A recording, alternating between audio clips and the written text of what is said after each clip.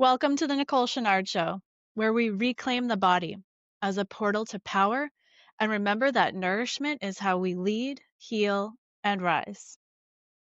I'm Nicole Chenard, dietitian, performance coach, and speaker.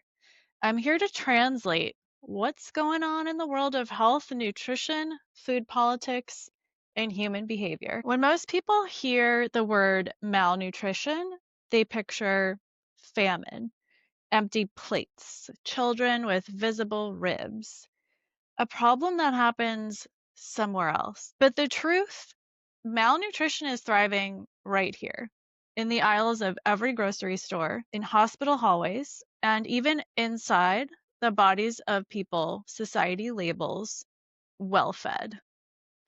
We are starving in plain sight, and it's one of the most overlooked, misunderstood, and quietly dangerous public health crises of our time. I'm Nicole Chenard, and today we're pulling back the curtain on the hidden malnutrition epidemic inside the obesity crisis, how it happens, who profits, and what real nourishment actually means. Let's start with a paradox. In a world where calories are everywhere, nutrients are disappearing. The obesity epidemic exploded over the past 50 years, but at the same time, rates of micronutrient deficiencies have risen too. We've engineered foods that are calorie dense, shelf stable, and emotionally addictive, but biochemically empty. And it's not just about fast food or sugar. It's about industrialized eating, the stripping away of minerals, fiber, and phytonutrients from our food supply and replacing them with compounds that hijack our brain chemistry while leaving cells starving. When I was working in hospital settings, I would see it daily. Patients with a BMI of 35 or 40 or even 45, but whose labs screamed malnutrition, low albumin, dangerously low vitamin D, magnesium deficiencies, anemia, brittle nails, brittle hair, delayed wound healing. The body isn't fooled by calories. It knows what's missing. Here's the uncomfortable truth.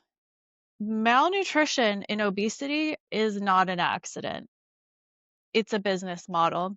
When you feed people food that doesn't satisfy the body's deeper nutrient needs, they keep eating.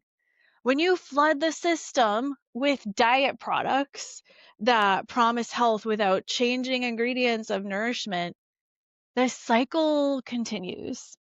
Even our healthcare system is built around disease management, not nutrient restoration. We treat symptoms, blood sugar, cholesterol, weight, but rarely ask, is this person actually nourished? Malnutrition hides in lab work, in mood swings, in brain fog, in cravings, in burnout, in the skin, in the gut. It hides in high-performing executives, soldiers, parents, athletes, teachers, anyone running on empty but appearing fine. Let's make this real. Malnutrition doesn't always look like frailty. In fact, sometimes it's the exact opposite looking.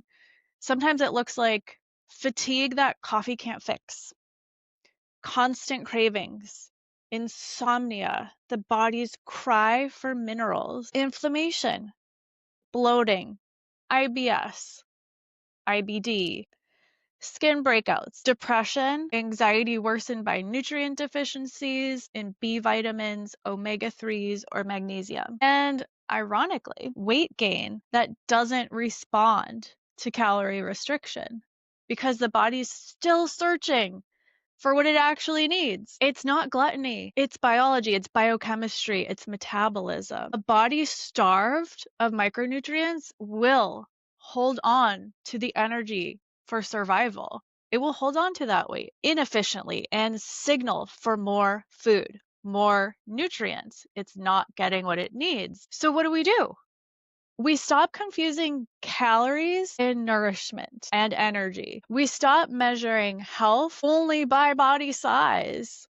We start asking, Is this person, is this culture truly fed and nourished and satiated on every level? Reversing malnutrition and obesity isn't about punishment, restriction, or another fix, and it doesn't need more drugs. In fact, those cause more nutrient deficiencies. It's about re-educating the palate, restoring the soil, rewilding our bodies. It's about reclaiming food as connection, not control. It's connecting to the earth.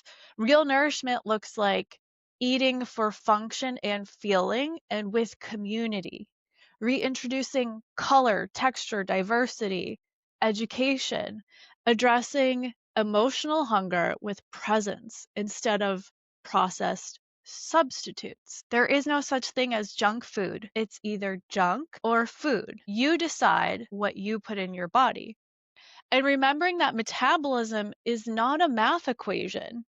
It's a conversation between body, brain, and environment. Every epidemic has a story, and the story behind malnutrition and obesity is one of disconnection from soil, from season, from our own satiety signals, from environment. But disconnection is reversible. Again, I'm not going to leave you hanging. It is reversible. The moment you choose to eat, move, and live in alignment with what your body actually craves, your spirit actually craves, stability, safety, nourishment, you begin rewriting that story. If this episode resonated with you, share it, because the conversation about obesity has to evolve. It has to. We don't need more shame. We need more nourishment, real nourishment. This podcast is for those of us rewriting what power and nourishment look like. If that's you, welcome in.